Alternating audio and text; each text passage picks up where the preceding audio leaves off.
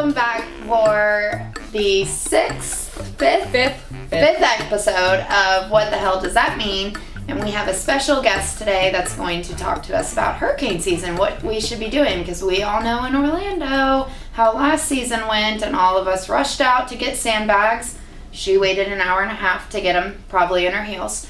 And we don't want to be doing that again. So this year we're hoping all our guests are prepared, and not only prepared from supplies, because we all kind of know run and get water and all that, but really prepared for what happens if I have damage, am I covered, and what should I be covered for.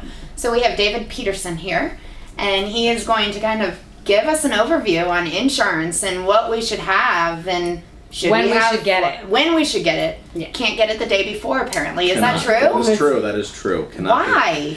Well, a lot of what the companies will do is they'll say as the storm is approaching, we'll actually put a moratorium, so no new policies can be written, which can be unfortunate at times, but it's in the best interest. So people call you right before? So people that happen to, their phones start working again, and they call as the storm is hitting us. So unfortunately at that point it's a little bit too late. So I try to tell people, if we can look at our policies, give us a call well in advance, before the storm season comes.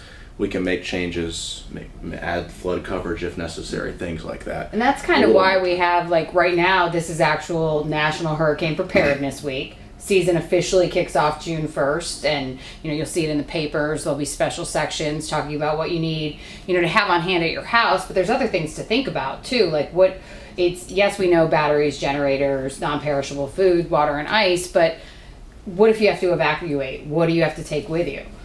Like your important documents, you want to keep those saved. Should you take your insurance policies and everything with you? Yes, I absolutely would. Any important contact information, like for instance at our office for all of our clients, we actually have to manually print out a list of the policies, their contact information, and I have my staff do the same thing, so we all have a copy. So for instance, for in your personal home, any important, in addition to the documents that we listed here, but any contact information, anything that when the power goes out, if we can't access our phones, we all live by our phones now, and no one knows anybody's phone number anymore, maybe write those down. Great portable chargers on Amazon. I got a bunch last year that can charge 4 or 5 things. Or like a bunch.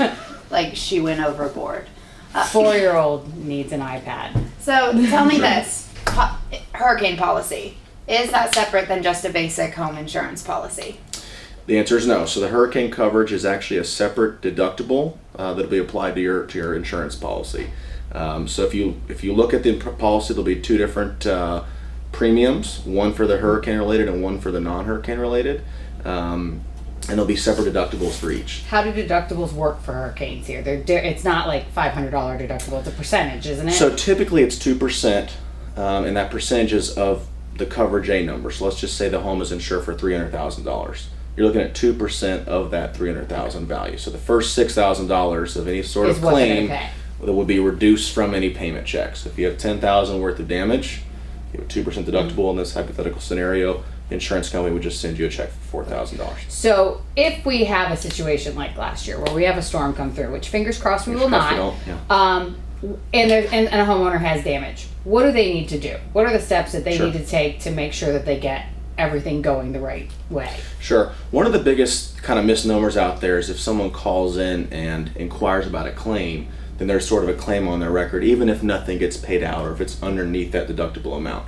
So for hurricanes, the good part is that's under a catastrophic event, so that is not the case. So I certainly always tell people to call us, get an estimate. We'll take a look beforehand before even making that claim. But if they want to go ahead and actually call the claims office directly and not wait on that, like if our office is closed or for the weekend or my house, I'm making my own claim. Right, because we all you can certainly do that, and you won't get any sort of negative, you won't get dinged, your rates won't go up just by inquiring about that. So is it helpful for the homeowners to take pictures? Yes. Before and after? Pictures, if you even want to take a video nowadays with the phones, you can walk around your own home, kind of documenting all the stuff you have, clothes, jewelry, shoes, furniture.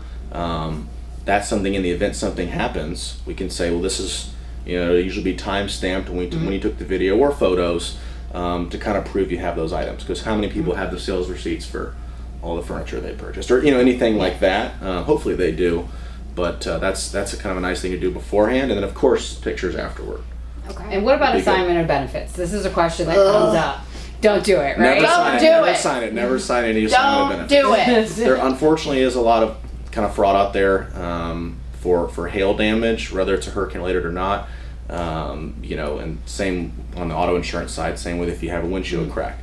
So never sign assignment of benefits. It doesn't benefit the client or the insurance company. Then has their hands tied, and it's just not good for anybody. So they really should be communicating with their insurance company first. Absolutely. And then on. Yes. Because I hear a lot of that after the fact. Well, I signed this. Why can I not get? One of the biggest things I say is the reason we have the agency kind of the structure that I can be your local agent is you call us and we'll walk through the process before you call. You deal with a separate vendor that's going to try to have you sign something, or even if you call, our corporate offices. That's kind of what the value that we can provide is sort of walk through your situation, not just kind of a blanket answer. Well, and to you guys everything. normally have some preferred vendors that Sure. you can recommend and say these are ones that have been Absolutely. great in your Yes. area. You'll have great service. Our claims people can Right. work with them well, so it hopefully makes the situation a little easier. It does, and those vendors are constantly being vetted and making sure that they're doing the right things and the right follow-up and And you communication. truly are local too. You're right here in Winter Park. I am. mean, you're from the area too. Born and raised. Yep. And you don't just do homeowners insurance. So Correct. Because I have one about to turn 16 Sure. in Yes. June. Sure. We'll be there. Yeah, no, absolutely. So we're an Allstate agency, so we offer all Allstate products, and we're also an independent broker through about 30 other insurance companies. So we mentioned the homeowner's insurance, if you have a second home, if you have a condo, and then of course the automobile insurance. Because and trees if fall you're on good- cars. Trees fall on cars. One happened in my neighborhood. If you own a boat, if you need an umbrella policy to further insulate yourself from liability. And then of course we do commercial business as well. So if someone's looking to insure their new LLC for Bob's cleaning service, we can certainly help with that too. So So here's the main thing that I think I learned along the way is hurricane coverage is in your homeowners. yes, That's already. yes. But flood insurance, is that automatic? Flood insurance is not automatic. It is a totally separate policy, and it is only required depending on where your home is located in a flood zone or not. But so can you get it if you don't live in a flood you can get it. I certainly, of course, recommend it. It is typically much cheaper if you're not in a flood zone. Obviously, the risk of something happening is much lower, but certainly never a bad thing Right. to have. Because if there's, I mean, Like a pipe burst, would it cover things like that? Or is it just I think strictly that falls natural So Natural events? flood yeah. really is rising water. Okay. So the only unique situation that I run into actually when we have a pool, and so the pool was actually starting to get pretty full. So that actually, if it had come in the house, that would actually be flood. Okay. So I made sure I kind of reviewed our flood policy, make Right. sure everything's good there. Of course, if you live on a lake, we mentioned that.